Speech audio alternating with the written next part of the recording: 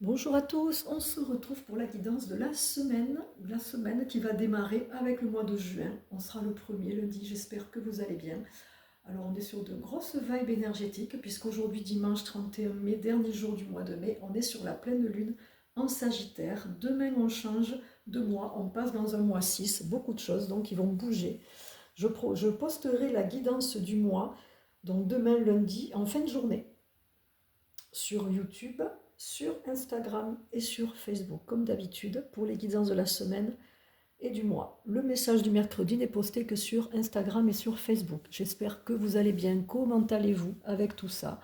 Donc cette pleine lune en Sagittaire, j'ai posté à ce sujet. Je vous remets le lien de la pleine lune en Sagittaire dans le post, là, pour ceux qui n'ont pas vu. Euh, Comment ça va? Cette pleine lune, elle vient nous booster sur l'action. Le Sagittaire, c'est le feu, c'est dynamique, c'est le voyageur, c'est celui qui voit grand, parfois trop grand. Donc là, on nous ramène à nous de faire attention, de rester bien ancré, de réfléchir avant de foncer, parce que c'est quand même le cousin du bélier. Il y a parfois un fonctionnement un peu impulsif comme ça qui va se décider en fonction de ses émotions, et c'est justement ce qu'on doit éviter de faire.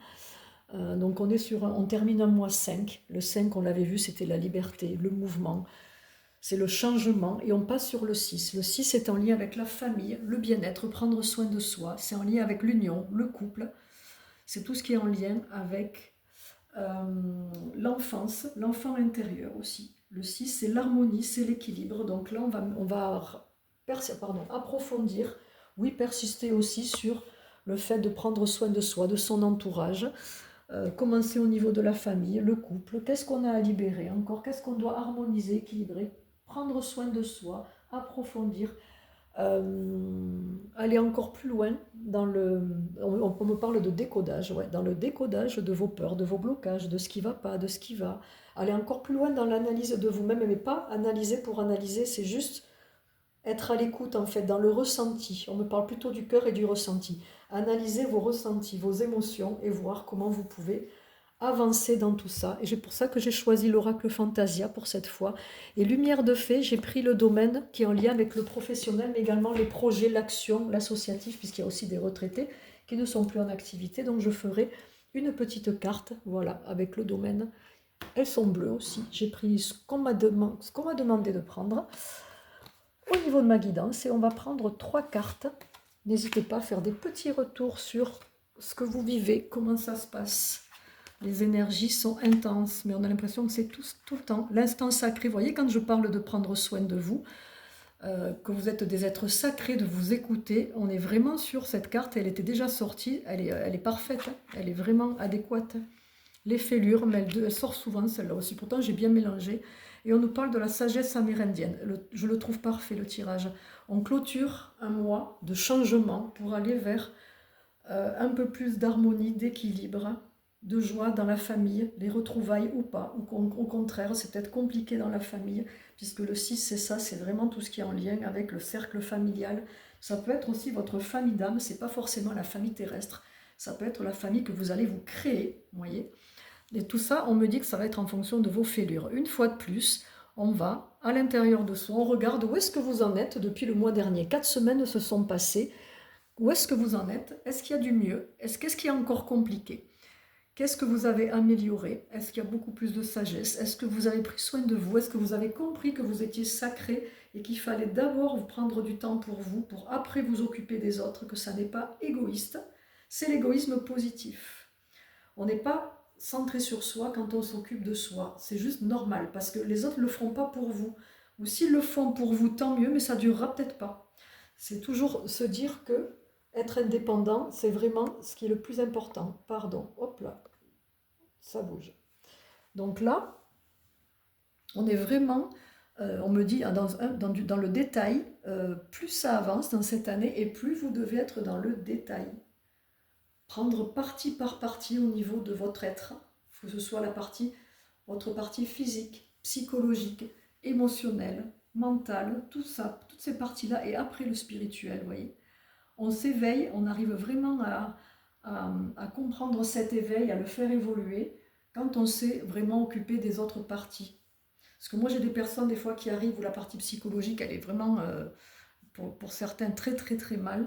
Et on commence par là parce que ils ont déjà besoin de se sentir compris, écoutés, de conscientiser qu'il y a aussi des blocages et des problèmes d'acceptation, de conscientiser qu'on choisit sa famille, qu'on ne vient pas ici par hasard, vous voyez, que l'incarnation, c'est un chemin de vie, c'est un choix, et on commence par là. Les personnes qui ne sont pas prêtes à passer par ce chemin-là de compréhension, ils n'arriveront pas jusqu'à moi. Ou on arrêtera, vous voyez, c'est pour ça que je fais toujours une découverte par téléphone gratuite.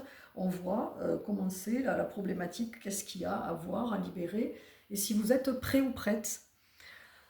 Cette carte-là, la sagesse amérindienne, la carte 22, qui est en lien avec les bâtisseurs, c'est-à-dire je bâtis ma vie, je bâtis mon évolution, je libère, j'avance, je construis, je regarde où est-ce qu'il y a besoin de déconstruire pour reconstruire, et je vais finir par petit à petit arriver à une certaine sagesse. La sagesse amérindienne, alors je ne vais pas expliquer la sagesse amérindienne à proprement parler, mais la sagesse, comment moi je l'ai comprise, c'est moi, Joël, ma vérité, mais après vous, vous faites comme vous voulez, comment ça résonne pour vous. Pour moi, la première chose à faire, qui représente 80% des déblocages, c'est l'acceptation. Comment accepter l'inacceptable? Très souvent, dans des situations, on va dire ça c'est inacceptable, ça je refuse de l'accepter, parce que c'est trop dur, parce que ça vient vraiment impacter une fêlure, mais une fêlure qui est beaucoup plus grande que les autres, c'est la grosse faille. Vous voyez par exemple, les personnes qui ont horreur de l'injustice, très souvent vous n'êtes pas juste avec vous-même déjà, très souvent vous vous faites passer après, vous vous oubliez, vous faites passer les autres avant. La plupart des temps, les gens me disent oui, c'est vrai, c'est tout moi. Ça s'appelle un petit peu quand même le sacrifice de s'oublier. Si vous vous oubliez, vous n'êtes pas juste avec vous. Donc si vous n'êtes pas juste avec vous, vous allez attirer l'injustice. Mais au-delà de ça, il y a les personnes qui ne supportent pas l'injustice universelle. Exemple, la maltraitance animale, la maltraitance aux enfants, aux femmes, etc., la violence conjugale. Et c'est ok. C'est ok, c'est vrai que c'est inacceptable, mais le voir autrement et se dire je vais prier pour ces personnes-là pour que ça change, prier pour tous les êtres qui sont méchants pour que ça change tout ça. Et là, vous voyez, on avance. Se dire ok, je cautionne pas, mais au lieu d'être en colère après tous ceux qui font ça, je vais prier pour eux. Envoyer de la lumière, leur souhaiter d'être en paix. Vous voyez la différence? Et là, vous allez arriver à accepter. En fait, on ne vous demande pas d'accepter cette violence-là, mais juste d'accepter que ça fait partie du chemin de la vie et que c'est des choses qu'on a expérimentées dans d'autres vies où on n'a pas été des lumières. L'âme a expérimenté des vies où on a été des hommes, pour certaines femmes, des hommes qui ont choisi la violence ou le pouvoir. Parce que l'âme, elle sait qu'elle vient expérimenter pour apprendre, pour évoluer. Et alors, quand elle vient expérimenter tout ce qui est matériel, pouvoir, etc., elle ressent un certain plaisir. Et après, elle va s'apercevoir, au fil des incarnations, que ça ne l'intéresse plus. Et que ce n'est pas de l'amour, et elle veut aller vers autre chose, elle veut aller vers quelque chose de plus lumineux. Parce qu'elle comprend, elle évolue, elle conscientise. Voyez? Donc, accepter, moi maintenant, c'est quelque chose que j'arrive à faire, parce que c'est le lâcher-prise. Hein. J'accepte que tout ça fait partie de la vie, que la violence animale fait partie de ce que les animaux sont venus vivre sur Terre. Malheureusement, c'est affreux, c'est horrible. Pour moi, c'est insupportable à voir, mais par contre, je l'accepte que ça fait partie du chemin, que ça fait partie de la vie, des choses qu'on voit sur Terre. Et je prie pour que ça s'arrête. Vous voyez la différence? Voilà, c'est comme ça que je le présente. Donc, l'acceptation, déjà, parmi les outils de sagesse. Prendre de la hauteur, c'est-à-dire voir les situations sous un autre angle. Le pardon, que j'inclus aussi. Il y a plusieurs façons de pardonner. De temps en temps, je poste. Il y a les 3 pardons que je donne à faire après mes soins, mais j'en ai découvert une autre hier qui m'a beaucoup plu, avec Louise E. H-A-Y. J'écoute ce qu'elle fait, c'est très très bien. J'aime beaucoup, ça me parle. Et après le pardon, il y a la gratitude. Il y a 5 outils que j'utilise. Il y a la gratitude, être reconnaissant de ce que l'on a et pas toujours bloqué sur ce que l'on n'a pas. Et je termine par le 5e outil qui est assumer, prendre ses responsabilités.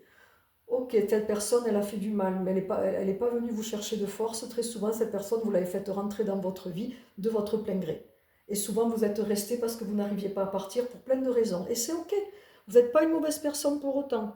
Vous êtes juste blessé et attiré par une vibration, une fréquence. Cette fréquence, elle est là pour vous faire évoluer. Soit vous évoluez pas. C'est un choix. Si vous êtes prêt à évoluer, avec cette sagesse, comme quoi, oui, j'ai des fêlures, je veux évoluer, ça va évoluer, vous allez ouvrir des portes et vous allez vous améliorer et vous allez diminuer vos souffrances et libérer vos blocages. Ou vous n'êtes pas prêt, ça reste comme ça. Et là, ça va stagner et c'est ok.